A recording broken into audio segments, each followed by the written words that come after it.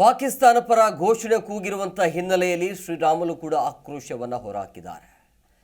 ವಿಧಾನಸೌಧದಲ್ಲಿ ಪಾಕಿಸ್ತಾನದ ಪರ ಘೋಷಣೆ ಕೂಗಿರುವಂತ ಆರೋಪ ವಿಚಾರವಾಗಿ ಮಾತನಾಡಿದರು. ಕಾಂಗ್ರೆಸ್ ನಾಯಕರು ಯಾರು ಕೂಡ ಚಕಾರ ಎತ್ತುತ್ತಿಲ್ಲ, ಅವರು ಈ ಘಟನೆಯನ್ನ ತಿರುಚಲು ಪ್ರಯತ್ನವನ್ನ ಮಾಡ್ತಿದ್ದಾರೆ ಅಂತ ಬಳ್ಳಾರಿಯಲ್ಲಿ ಮಾಜಿ ಸಚಿವ ಬಿ ಶ್ರೀರಾಮುಲು ಹೇಳಿಕೆಯನ್ನು ಕೊಟ್ಟಿದ್ದಾರೆ. ಮಾಡಿದ್ರೆ ತಕ್ಷಣ ಅವರು ಬಂಧಿಸಬೇಕಾಯಿತು, ಅವರು ಜೈಲಿಗೆ ಹೋಗಬೇಕಾಯಿತು. ತಕ್ಷಣ ಅವ್ರನ್ನ ಬಂಧಿಸಿ ಜೈಲಿಗೆ ಬಿಡಂತ ಕೆಲಸ ಮಾಡಿದ್ರೆ ಎಲ್ಲ ಒಂದು ಕಡೆ ಇಲ್ಲಪ್ಪ ಅವರು ಒಳ್ಳೆ ಕೆಲಸ ಮಾಡಿದ್ರು ಅನ್ನಂತ ಆಗ್ಬೋದಾಗಿತ್ತು ಅನ್ನೋಂಥದ್ದು ನನ್ನ ಗಮನಕ್ಕೆ ಬಂದಿರೋಂಥ ವಿಚಾರ.